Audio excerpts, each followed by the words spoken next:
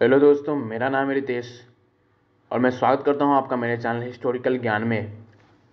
आज का जो विषय है मेरा वो है महाशिवरात्रि की कथा और उसकी व्रत विधि क्या है। चूँकि महाशिवरात्रि इस महीने आने वाली है तो मैंने सोचा क्यों ना थोड़ा सा मैं इसके बारे में आपको जानकारी दूं। तो चलिए भाइयों, शुरू करते हैं।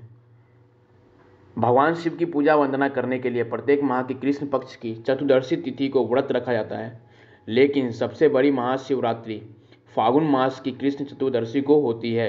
इसे महाशिवरात्रि भी कहा जाता है। गरुड़ पुराण के अनुसार शिवरात्रि से एक दिन पूर्व त्रयोदशी तिथि में शिव जी की पूजा करनी चाहिए और व्रत का संकल्प लेना चाहिए। इसके उपरांत चतुर्दशी तिथि को निराहार करना चाहिए। महाशिवरात्रि के दिन भगवान शिव को जल चढ़ाने से विशेष पुण्य प्राप्त होता है। शिवरात्रि के दिन भगवान शिव की मूर्ति या शिवलिंग को पंचामृत स्नान कराकर ओम नमो नमः शिवाय मंत्र से पूजा करनी चाहिए। इसके बाद रात्रि के चारों प्रहर में शिव जी की पूजा करनी चाहिए और अगले दिन प्रातःकाल ब्राह्मणों को दान दक्षिणा देकर व्रत का पालन करना चाहिए। गरुड़ पुराण के अनुसार इस दिन भगवान शिव को बेलपत्र अर्पित करना चाहिए। भगवान शिव को बेलपत्र बेहद प्रिय है। शिव पुराण के अनुसार भगवान शिव को रुद्राक्ष, बेलपत्र, भांग, शिवलिंग और काशी अति प्रिय है। ये जो मैंने आपको बताया वह है महाशिवरात्रि की व्रत विधि। आगे बढ़ते और मैं आपको बताता हूँ महाशिवरात्रि की कथाएं क्या है। पूर्व काल में चित्रभानु नामक एक शिकारी था। जानवरों की हत्या करके वह अपने परिवार को पालता था। वह एक साहूकार का कर्जदार भी था, लेकिन उसका ऋण समय पर न चुका सका। क्रोधित साहूकार ने शिकारी को शिव मठ में बंदी बना लिया। संयोग से उस दिन शिवरात्रि थी। शिकारी ध्यान मग्न होकर शिव संबंधी धार्मिक बातें सुनता रहा। चतुर्दशी को उसने शिवरात्रि व्रत की कथा भी सुनी। शाम होते ही साहूकार ने उसे अपने पास बुलाया और ऋण चुकाने के विषय में बात की। शिकारी अगले दिन सारा ऋण लौटा देने का वचन देकर बंधन से छूट गया। अपनी दिनचर्या की भांति वह जंगल में शिकार के लिए निकला, लेकिन दिन भर बंदीगिरी में रहने के कारण भूख प्यास से व्याकुल था। शिकार खोजता हुआ वह बहुत दूर निकल गया। जब अंधकार हो गया तो उसने विचार किया कि रात जंगल में ही बितानी पड़ेगी। वह वन एक तालाब के किनारे एक बेल के पेड़ पर चढ़कर रात बीतने का इंतजार करने लगा। बेल वृक्ष के नीचे शिवलिंग था जो बेल पत्रों से ढका हुआ था। शिकारी को उसका पता न चला। पड़ाव बनाते समय उसने जो टहनियाँ तोड़ी वे संयोग से शिवलिंग पर गिरती चली गई। इस प्रकार दिन भर भूखे प्यासे शिकारी का व्रत भी हो गया और शिवलिंग पर बेल पत्र भी चढ़ गए। एक प्रहर रात बीत जाने पर एक गर्भिणी हिरनी तालाब पर पानी पीने पहुंची। शिकारी ने धनुष पर तीर चढ़ाकर ज्यों ही प्रतीक्षा खींची, हिरनी बोली, हे गर्भिणी, मैं गर्भिणी हूँ, शीघ्र ही प्रसव करने वाली हूँ। तुम एक साथ दो जीवों की हत्या करोगे, जो ठीक नहीं है। मैं बच्चे को जन्म देकर शीघ्र ही तुम्हारे समक्ष प्रस्तुत हो जाऊंगी, तब मुझे मार लेना। शिकारी ने प्रत्यंचा ढीली कर दी और हिरनी जंगल झाड़ियों में लुप्त हो गई। प्रत्यंचा चढ़ाने तथा ढीली करने के वक्त कुछ बेलपत्र अनायास ही टूटकर शिवलिंग पर गिर गए। इस प्रकार उससे अनजाने में ही प्रथम प्रहर का पूजन भी संपन्न हो गया। कुछ ही देर बाद एक और हिरनी उधर से निकली। शिकारी की प्रसन्नता का ठिकाना न रहा। समीप आने पर उसने धनुष पर बाण चढ़ाया। तब उसे देख हिरनी ने विनम्रतापूर्वक निवेदन किया, हे शिकारी, मैं थोड़ी देर पहले ऋतु से निर्वित हुई हूँ, कामातुर विरहिणी हूँ, अपने प्रिय की खोज में भटक रही हूँ। मैं अपने पति से मिलकर शीघ्र ही तुम्हारे पास आ जाऊंगी। शिकारी ने उसे भी जाने दिया। 2 बार शिकार खोकर उसका माथा ठनका। वह चिंता में पड़ गया।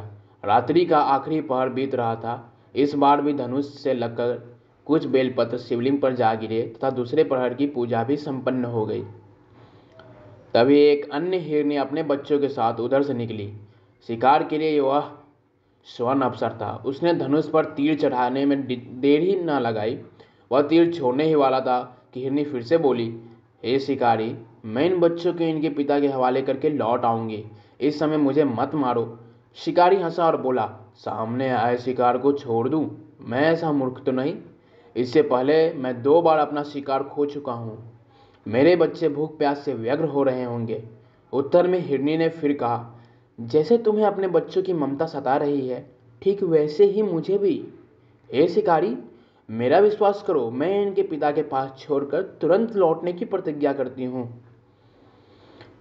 हिरनी का दीन स्वर देखकर सुनकर शिकारी को उस पर दया आ गई। उसने उस मृगी को भी जाने दिया। शिकार के अभाव में तथा भूख प्यास से व्याकुल शिकारी अनजाने में ही बेल वृक्ष पर बैठा बेलपत्र तोड़ तोड़ कर नीचे फेंकता जा रहा था।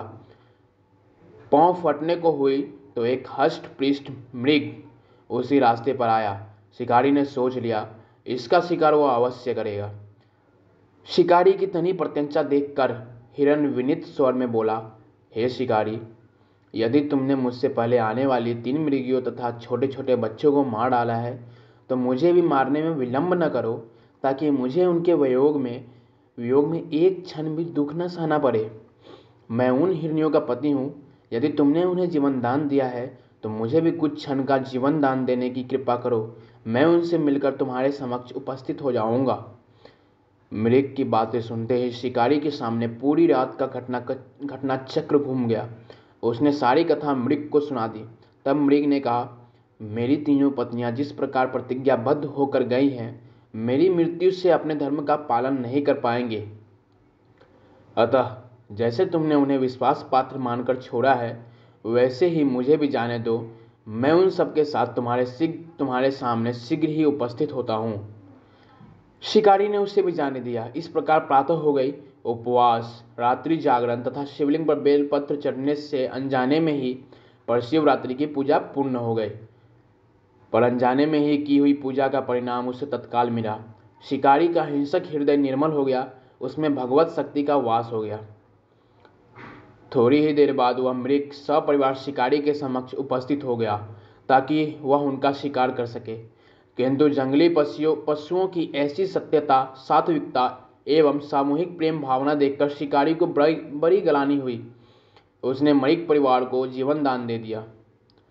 अनजाने में शिवरात्रि के व्रत का पालन करने पर भी शिकारी की मोक्ष की प्राप्ति हुई। जब मृत्यु काल में यमदूत उसके जीव को ले जाने आए तो शिवगण ने उन्हें वापस भेज दिया तथा शिकारी को शिवलोक ले गए। शिव जी की कृपा से ही उसने इस जन्म में राजा चित्रभानु अपने पिछले जन्म को याद रख पाए तथा महाशिवरात्रि के महत्व का जानकर उसका अगले जन्म में भी पालन कर पाए। शिव कथा का संदेश। शिकारी की कथानुसार महादेव तो अनजाने में किए गए व्रत का भी फल देते हैं, पर वास्तव में महादेव शिकारी की दया भाव से प्रसन्न हुए। अपने परिवार के कष्ट का ध्यान होते हुए भी शिकारी ने मृग परिवार को जाने दिया।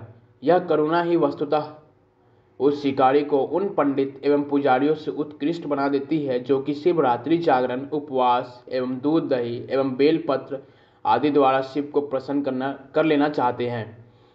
इस कथा में सबसे महत्वपूर्ण बात यह है कि इस कथा में अनजाने में हुए पूजन पर भी विशेष बल दिया गया है, लेकिन इसका अर्थ यह नहीं है कि शिव किसी भी प्रकार से किए गए पूजन को स्वीकार कर लेते हैं अथवा भोलेनाथ जाने या अनजाने में हुए पूजन में भेद नहीं कर सकते हैं।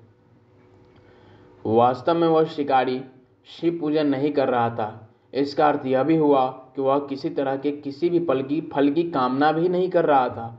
उसने मृग परिवार को समय एवं जीवन दान दिया जो कि शिव पूजन के समान है। शिव का अर्थ ही कल्याण होता है। उन निरीह प्राणियों का कल्याण करने के कारण ही वह शिव तत्व को जान पाया तथा उसका शिव से साक्षात्कार हुआ।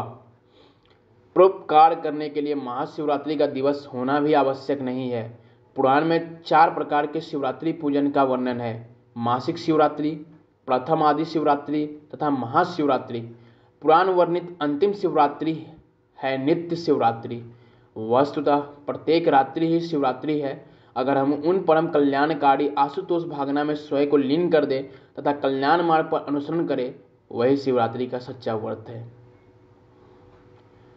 आशा करता हूँ आपको यह कहानी पसंद आई होगी, जो मैंने आपको बताया महाशिवरात्रि की कथा तथा उनका व्रत विधि। तो आपको यह कहानी अगर पसंद आए तो मेरे चैनल को सब्सक्राइब कर देना, प्लस इस वीडियो को लाइक कर देना और कमेंट में हर हर महादेव लिखना। जय भोलेनाथ, हर हर महादेव।